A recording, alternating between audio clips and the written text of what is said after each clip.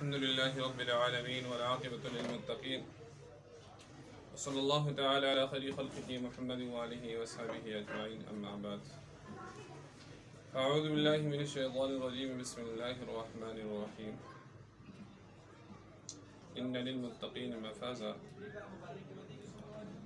اللہ جل شانہ قرآن مجید میں فرماتے ہیں کہ بے شک متقی لوگ کامیاب ہوں جن کی زندگی کے اندر تقوی ہے، اور جو تقوی سے رہنے والے ہیں، اللہ سے ڈرنے والے ہیں، وہی لوگ کامیاب ہیں۔ ان کے علاوہ سارے کے سارے جو ہے وہ نقصان اور خسارے کے اندر جا رہے ہیں۔ اللہ جل شانہ نے ہمیں زندگی عطا فرمائی ہے، اور یہ زندگی اللہ جل شانہ کی امانت ہے،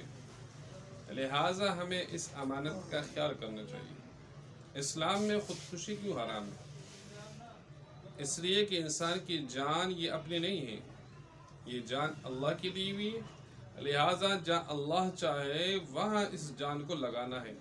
اس لیے اسلام میں خودکشی کو حرام قرار دیا کہ اس کے جسم کے اوپر اپنا اختیار نہیں، لہٰذا اس امانت کو اللہ کی بندگی میں لگانا ہے، اور جب اللہ کی بندگی ہم کریں گے تو دنیا اور آخرت کے اندر کامیاب ہوں۔ دوسری بات یہ ہے کہ انسان چاہتا ہے کہ جب میں بیمار ہو جاؤں تو مجھے صحت مل جائے اور آسانی کے ساتھ ملے۔ تو بات یہ ہے میرے بھائیو دوستو کہ صحت یہ اللہ کے خزانوں سے آتی ہے، یہ اللہ کی طرف سے آتی ہے۔ اللہ چاہے صحت دوائیوں کے اندر ڈال لے،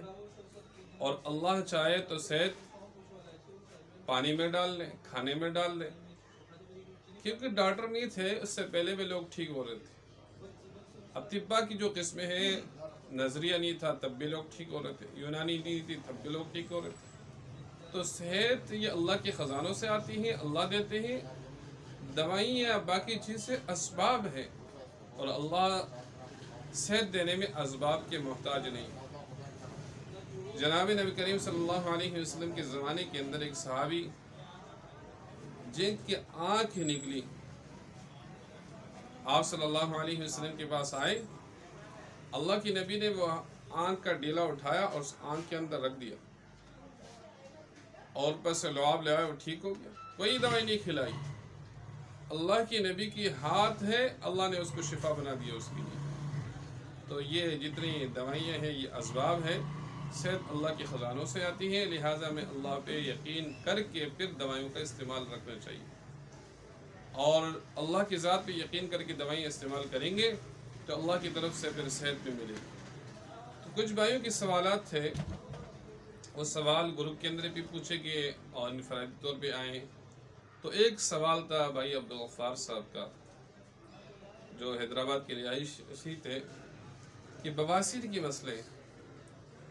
تو میرے بھائی دوستو، بواسیر کا مسئلہ یہ ہے کہ انسان سب سے پہلے احتیاط کرے۔ بواسیر سے پہلے انسان کو قبض کی شکایت رہتی ہے، معدہ خراب ہوتا ہے۔ جب اس کا معدہ خراب ہو اور پیٹ کا نظام خراب ہو تو اس کو اس وقت علاج کرنا چاہیے۔ ہم شروع میں احتیاط نہیں کرتے، لہٰذا ہمیں احتیاط کرنا چاہیے۔ اس کے بعد پھر بواسیر خونی عبادی شروع ہو جاتی ہے، اور پھر اس کے بعد اور مسائل پیدا ہوتے ہیں، پھر مسے بن جاتے ہیں، اس سے خون آنا شروع ہو جاتا ہے۔ تو بہرحال مختصر سا جو ہے وہ نسخہ میں عرض کر دیتا ہوں، اس کی تفصیل بواسیر کے مسائل پہ الگ سے بات ہوگی۔ تو جس بھائی کو بواسیر ہو، چاہے وہ خونی ہے چاہے وہ بادی، یا اس کا خون نہیں رک رہا ہے یا مسے آ رہے ہیں، تو دو چیزیں لے لیں۔ ایک لے لے چھلکا اریٹا، اریٹا ایک دانہ ہے چھوٹا سا، وہ لے لے، اور اس کا چھلکا اندر سے دانے نکال لے، اس کا چھلکا جو ہے وہ لے لے 25 گرام، اور اس کے ساتھ رائی سرخ، بعض لوگ جو ہے وہ سرسوں دانہ دیتے ہیں، نہیں، رائی سرخ جو ہے وہ 25 گرام، ان دونوں کو ملا لے، اور ملانے کے بعد ان کا پاؤڈر بنا لے، اور پاؤڈر بنا کے پھر جو ہے اس کو ہم استعمال کریں۔ اس پاؤڈر کو ہم استعمال کریں، اور جتنی 1 گرام صبح دوپہر شام یہ استعمال کراتے رہیں، اور ٹھنڈی چیزیں ان کو کھلائیں، تو انشاءاللہ بواسیر چند دنوں کے اندر ان کی ختم ہو جائے گی، اور اللہ نے چاہا ان کو بالکل افاقہ ہو جائے گا، فائدہ ہو جائے گا، اور ایسا انشاءاللہ قبض ہونے نہ دے۔ اگر جب تک قبض ہے وہ قبض بھی ہٹائیں، اس کے لیے کہ دیسی گھی کا استعمال رکھیں، ملین کا استعمال رکھیں، اور اس طریقے سے نرم غذائیں کھائیں، دیسی گھی ہے اس کا استعمال رکھیں، اس سے پیٹ کے اندر جو آنتیں ہیں ان کی خشکی وہ ختم ہو جائے گی، لہٰذا اس کا احتیاط کریں تو انشاءاللہ اس سے ٹھیک ہو جائے گا۔ دوسرا سوال کیا بھائی نے کھانسی کے لیے کہ میری والدہ کو کھانسی ہے کئی وقت سے، تو کھانسی کی بھی کئی قسمیں ہیں، لیکن جو بھائی بتا رہے ہیں اس کا مسئلہ ہے وہ اعصابی کھانسی مجھے لگ رہی ہے، تفصیل اس نے نہیں بتائی ہے، تو اس کے لیے کہ حلیلہ ہم لے لیں، سیاہ کالا حلیلہ، اور اس کے ساتھ کندک آملہ ساتھ، یہ دونوں لے لیں، ہم وزن لے لیں، یعنی 10-10 گرام لے لیں، 20-20 گرام لے لیں، دونوں ہم وزن لے کے اس کا بھی پاؤڈر بنا لیں۔ اس پاؤڈر کو ایک خوراک جو ہے 1 گرام جتنی، 1 گرام جتنا ہے اتنی خوراک صبح دوپہر شام ان کو کھلائیں،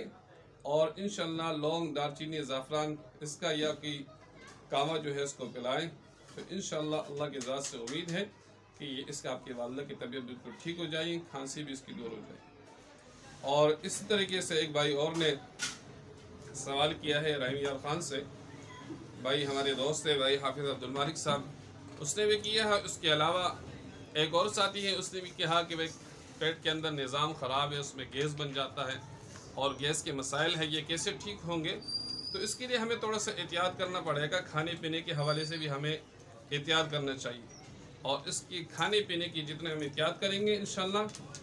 پرہیز کا خیال رکھنا چاہیے، وہ پرہیز کا چارٹ ہے وہ انشاءاللہ بھیج دوں گا گروپ کے اوپر۔ تو اس میں یہ ہے کہ شروع کے اندر ہم کھانا کھاتے ہیں، ہمارے کھانا ہمیں گیس بنا دیتے ہیں، اور وہ ہوتا ہے عموماً معدے کی خرابی کی وجہ سے۔ تو اس میں لے لیں جائفل 1 تولہ، جلوتری 1 تولہ، فلفل دراز 1 تولہ، اور